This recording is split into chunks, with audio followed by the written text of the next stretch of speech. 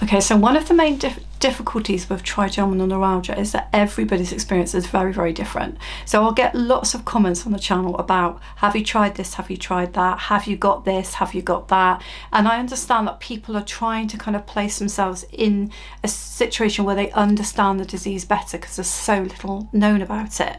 But the problem is that people's symptoms are very different, and people's reaction to medication and how they want to deal with it is very, very different. And I feel that I've had a success story with carbamazepine, tegretol. I know that lots of people find that drug really, really harsh, and they have to try different types of drugs until they get what they want.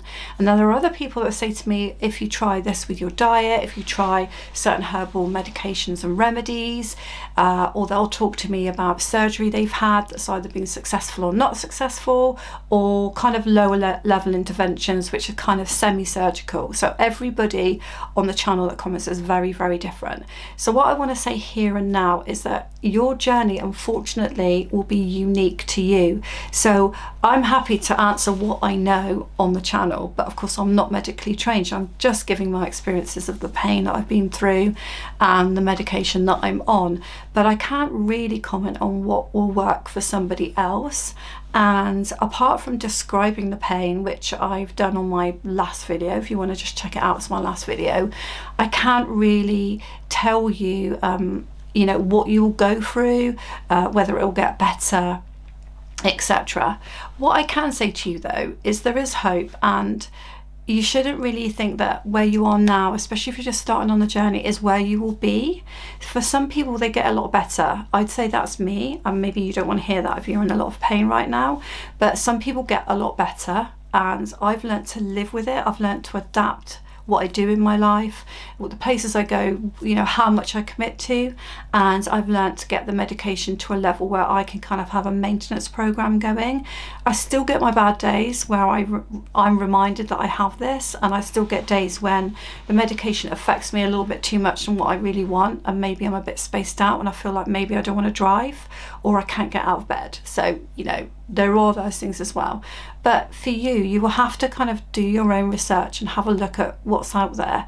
But what I would say to you is don't feel guilty about whatever route you take. So if you want to try herbal ideas but they don't work, and then you need to go on a drug like I'm on, like carbamazepine or something similar, then that's what you need to do.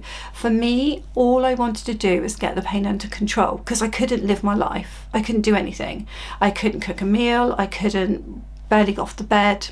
I was in pain, you know, a lot of the time, and I feel like I wasn't having so much the bolt electrical kind of pain spasms. I might get them sometimes, but I was getting pain that would last a couple of hours, which maybe it wasn't out of 10, but it was maybe out of 7, so I couldn't actually do very much. So for me to get on a medication that worked and then I could gradually come down is my story, my journey.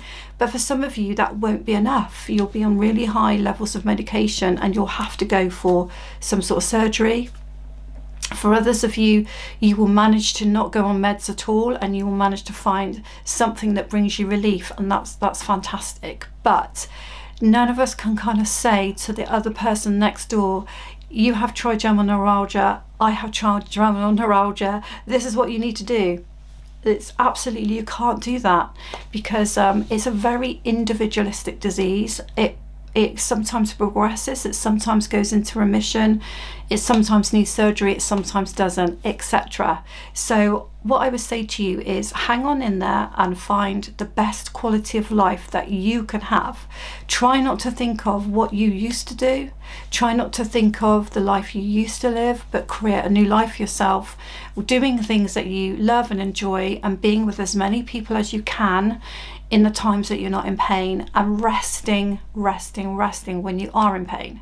Because I do find that resting works for me, and I do find that stress and tiredness is, for me, 100% the biggest triggers. So that might not be for you. I mean, yes, cold weather, yes, sometimes eating certain foods might trigger, sometimes even noise might trigger, but if I'm honest with you, stress, where I'm holding my kind of face quite tightly, and tiredness are my biggest factors in bringing on flare-ups.